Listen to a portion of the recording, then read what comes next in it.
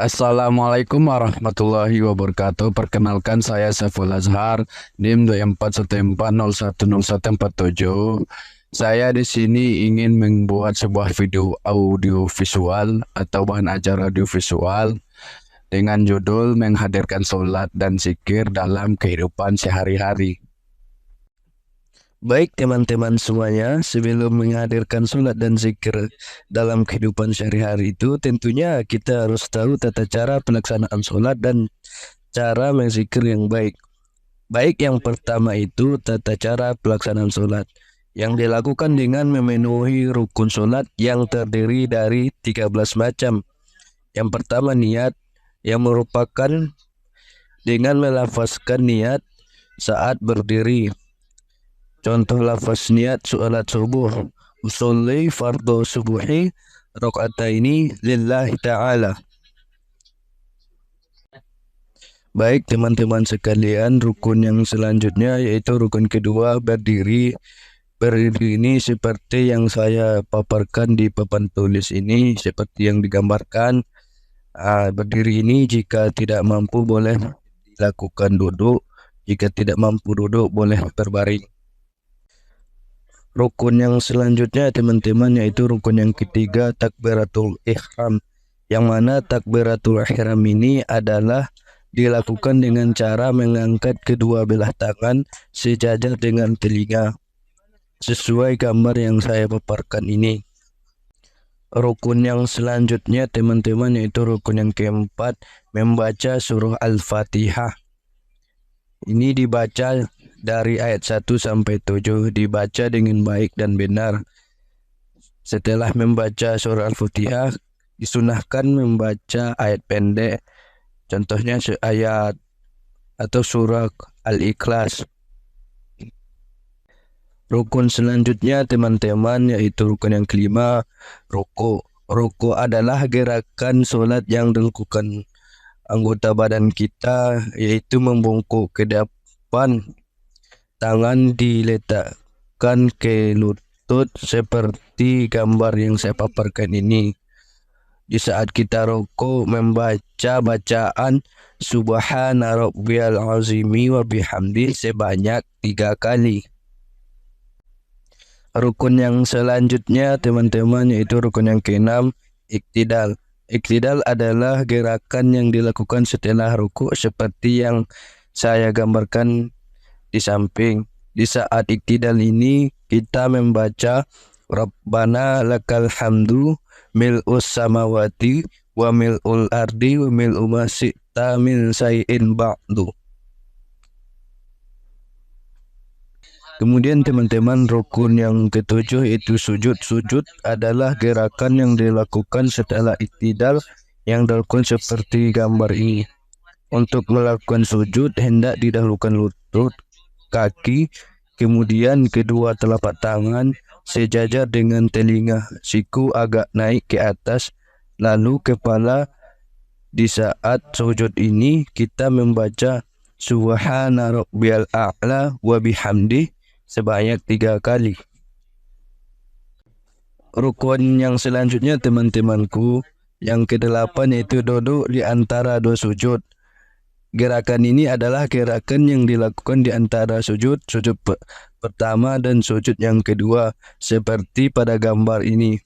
Di saat duduk antara 2 sujud ini kita membaca Rabbighfirli warhamni wajburni warfa'ni warzuqni wahdini wa'afini wa'fu anni. Rukun yang selanjutnya teman-teman yaitu rukun yang ke-9, duduk tasyahud akhir. Ini dilakukan setelah sujud terakhir dalam sholat. Duduk ini dilakukan dengan cara menggeletakkan kaki kanan dan menghamparkan kaki kiri ke depan sehingga pinggul bagian kiri menempel langsung ke lantai seperti gambar di samping ini. Rukun yang selanjutnya teman-teman yaitu rukun ke-10, membaca tasyahud akhir. Membaca tasyahud akhir ini seperti yang saya lafazkan, Tahiyatul mubarakatus sholawatut thayyibatu lillah Assalamu alayka ya ayyuhan nabiyyu wa rahmatullahi wa barakatuh. Assalamu alayna wa ala ibadillahi sholihin. Asyhadu an la ilaha illallah wa asyhadu anna Muhammadar Rasulullah. Kemudian rukun selanjutnya, rukun yang ke-11, yaitu selawat Nabi. Membaca selawat Nabi dengan melafazkan seperti yang saya lafazkan ini. Allahumma sholli ala Sayyidina Muhammad wa ala ali Sayyidina Muhammad kama sholaita ala Ibrahim wa ala ali Ibrahim wa barik ala Sayyidina Muhammad wa ala ali Sayyidina Muhammad kama barakta ala Ibrahim wa ala ali Ibrahim fil alamin innaka Hamidum Majid. Baik teman-teman, rukun yang selanjutnya itu rukun yang ke-12, salam ke kanan. Setelah kita membaca salat Nabi, kita wajib salam ke kanan dan sunnah salam ke kiri. Baik teman-teman semuanya, rukun selanjutnya yaitu rukun yang terakhir, rukun yang ke-13, yaitu tertib.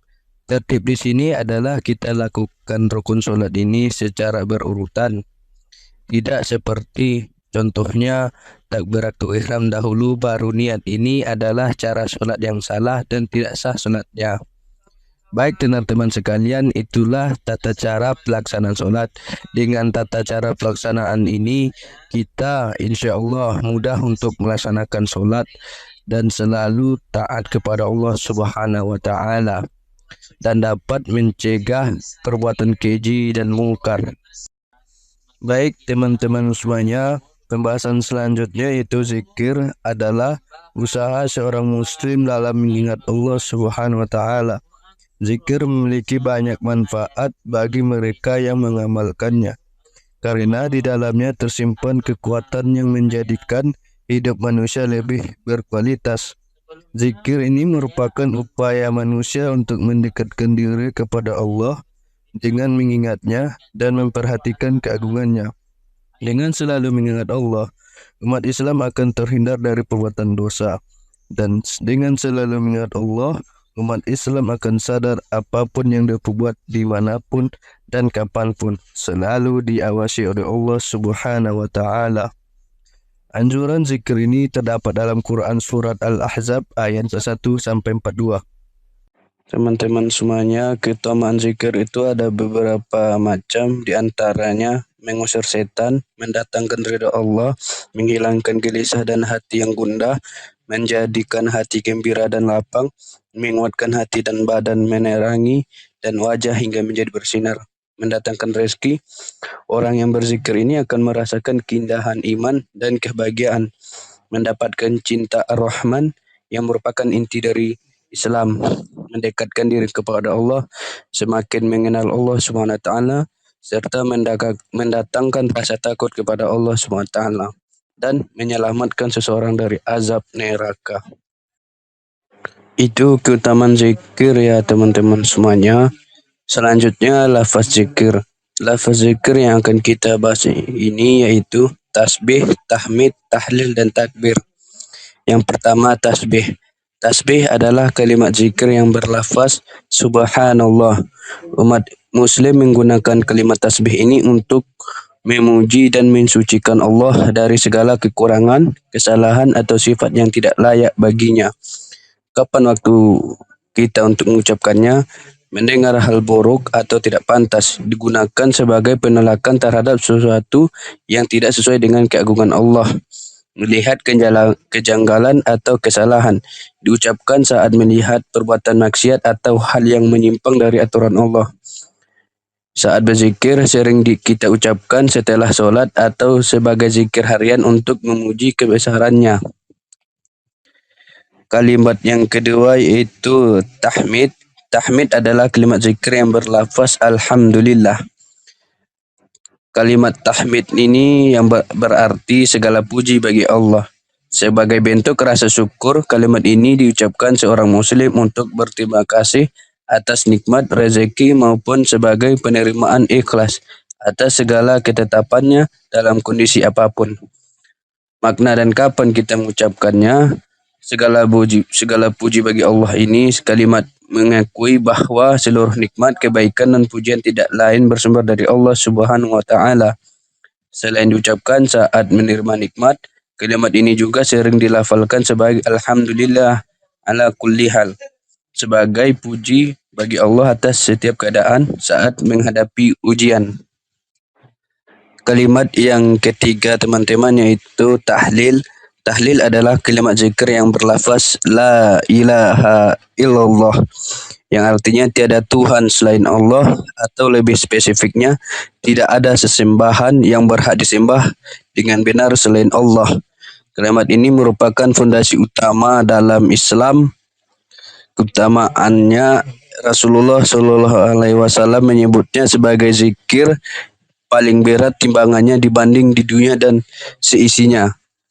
Orang yang akhir hayatnya mengucap kalimat ini dijanjikan surga dan diselamatkan dari api neraka.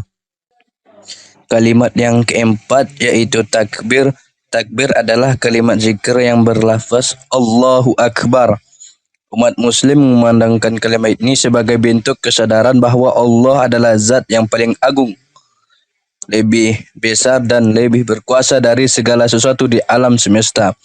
Ungkapan ini sering digunakan dalam berbagai aktivitas ibadah, diantaranya solat, diucapkan berulang kali saat memulai takbiratul ihram, dan berpindah gerakan azan menjadi seruan utama yang menandakan waktu solat telah tiba. Hari raya dikumandangkan saat malam takbiran menyambut Idul Fitri dan Idul Adha. Doa dan zikir merupakan salah satu bentuk zikir yang sangat dianjurkan untuk memuji kebesaran Allah Subhanahu wa taala. Jadi teman-teman semuanya, seperti itulah tata cara pelaksanaan sholat dan zikir.